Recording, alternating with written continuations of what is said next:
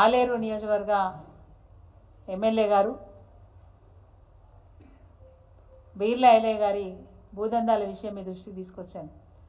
ఆ రోజు కూడా నేను మీకు చాలా స్పష్టంగా చెప్పాను, ఎపిసోడ్లుగా బయటికి వస్తాయి, ఆయన బుకాయించినా ఏం చేసినా పూర్తి ఆధారాలతో మీకు నేను మీ ముందుకు వచ్చాననే విషయాన్ని చెప్పాను. ఆ రోజు కొలన్పాకలో జరిగిన భూదందాల విషయాన్ని మీ దృష్టికి తీసుకురావడం జరిగింది. బాజాబ్తా ఆ రోజు దానికి సంబంధించిన డాక్యుమెంట్స్ అన్నీ కూడా మీ ముందు నేను ప్రవేశపెట్టడం జరిగింది. ఈరోజు కూడా మరి చెప్పాను, సిరీస్ ఆర్డర్లో ఎపిసోడ్లుగా వారు చేస్తున్న అక్రమాల గురించి మీ దృష్టికి తీసుకొస్తానని చెప్పాను. అందులో భాగంగానే ఈరోజు కూడా ఆలేరులో జరిగిన ఒక విషయాన్ని, సేమ్ ల్యాండ్కి సంబంధించిన ఇష్యూని మీ దృష్టికి తీసుకోవడానికి మీ ముందుకు వచ్చాను.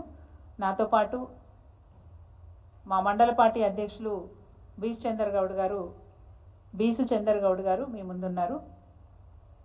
సో ముఖ్యంగా ఆలేరు రెవెన్యూ శివార్లో ఒక తాండాకు సంబంధించిన భూమిని, అంటే ఒక ప్రైవేట్ ల్యాండ్నే ఎక్సెస్ ఉన్నప్పుడు మనం సీలింగ్ భూములుగా చేసేవాళ్ళం.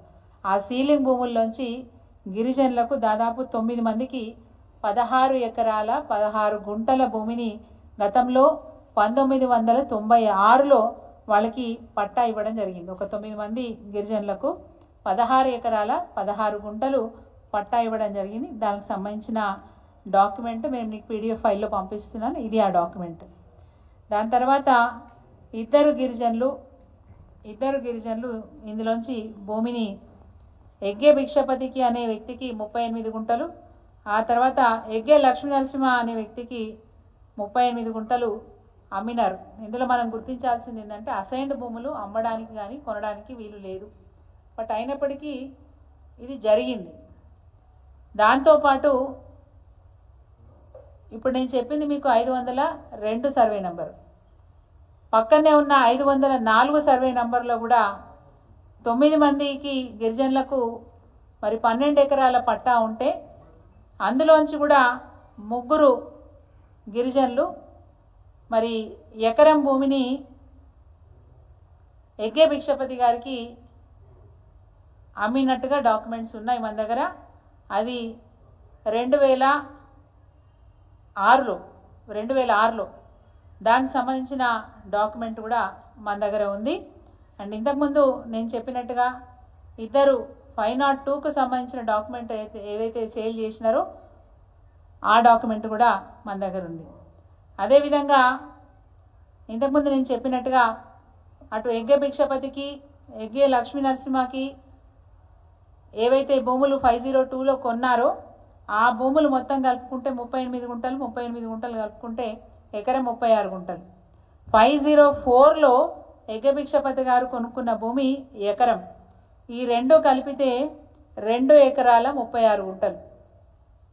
అసైన్డ్ భూములు కొనడం అమ్మడం అనేది ఒక తప్పు అయితే ఇక్కడ మా డిమాండ్ ఏంటంటే ఈ కార్యక్రమాన్ని, అంటే ఈ అమ్మకాన్ని రద్దు చేసి బాజాబ్తా గిరిజనులకే పట్టాలు ఇవ్వాలని చెప్పి డిమాండ్ చేస్తాం. ఇది ఫస్ట్ డిమాండ్.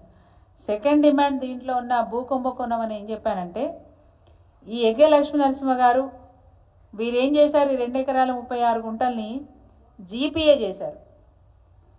జీపీఏ ఎప్పుడు జరిగింది?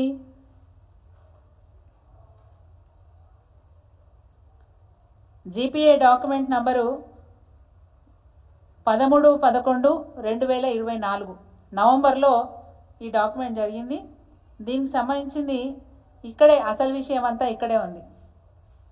ఈ జీపీఏ ఎవరికి జరిగింది అంటే కాలేపల్లి కుమారస్వామి.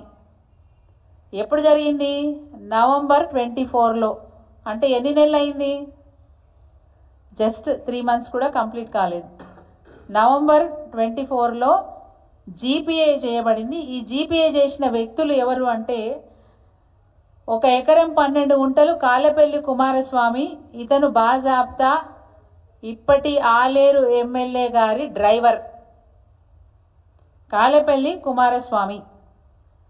ఇంకొక ఎకరం 24 గుంటలు కంచెర్ల బాలరాజు గారికి జీపీఏ చేయడం జరిగింది. వీరెవరు? స్వయాన ఎమ్మెల్యే గారు పిఏ. నాకు సంబంధించిన వాళ్ళు ఎక్కడన్నా ఉంటే నేను రాజీనామా చేస్తానని నేను పోయినసారి ఆ డాక్యుమెంట్స్ అన్ని తీసుకొచ్చి మీ ముందు ఉంచితే నేను రాజీనామా చేస్తా అని చెప్పాడు. నాకు సంబంధించిన వాళ్ళు కానీ, నా బంధువులు కానీ, నా స్నేహితులు కానీ ఎవరైనా ఉంటే నేను రాజీనామా చేస్తా అని చెప్పినారు. ఈరోజు మరి నీ డ్రైవర్, నీ పిఏ ఈ జీపీఏలో ఉన్నారా లేదా? స్పష్టంగా నేను డాక్యుమెంట్స్తో వచ్చాను, డాక్యుమెంట్స్ మీ ముందర పెడతా ఉన్నాను. సరే, తర్వాత ఏం జరిగింది? పేరుకు మాత్రమే జీపీఏ చేసుకొని వెరీ నెక్స్ట్ డే ఆ తర్వాతనే వెంటనే ఈ భూమిని అమ్మేశారు. చీరపోయిన బబితకు అమ్మడం జరిగింది. చీరపోయిన బబితకు అమ్మేయడం జరిగింది. దానికి సంబంధించిన సేల్ డీడ్ డాక్యుమెంటు మొన్న 21 నవంబరు 2024, 21 నవంబరు 2024. దాంతోపాటు ఇంకొక సేల్ డీడ్ కూడా చేసినారు. వీరికి చేసింది, చీరపోయిన బబితకు చేసింది 6 గుంటలు అయితే చీరపోయిన సుజాతకు చేసింది ఎకరం 18 గుంటలు. దానికి సంబంధించిన డాక్యుమెంట్ సేమ్ డే. ఈ విధంగా మరి ఒకరి నుంచి ఒకరికి అమ్ముతున్నట్టుగా, కొంటున్నట్టుగా, జీపీఏ చేస్తున్నట్టుగా డాక్యుమెంట్ చూపించి చివరాఖరికి ఏముంది ఇందులో ఇన్వాల్వ్మెంట్ ఎవరుందని స్పష్టంగా అర్థమవుతుంది. 1 గిరిజనుల భూములు, 2 అసైన్ చేసిన భూములను కొనుగోలు చేయడము, అమ్మకాలు చేయడం జరిగింది. 3వది ముఖ్యమైన విషయం ఏంటంటే స్వయాన ఇప్పటి ఎమ్మెల్యే గారి పిఏ అండ్ డ్రైవర్ గారి మీద ఈ డాక్యుమెంట్లు ఉన్నాయని స్పష్టంగా నేను ఆధారాలతో తీసుకొచ్చాను.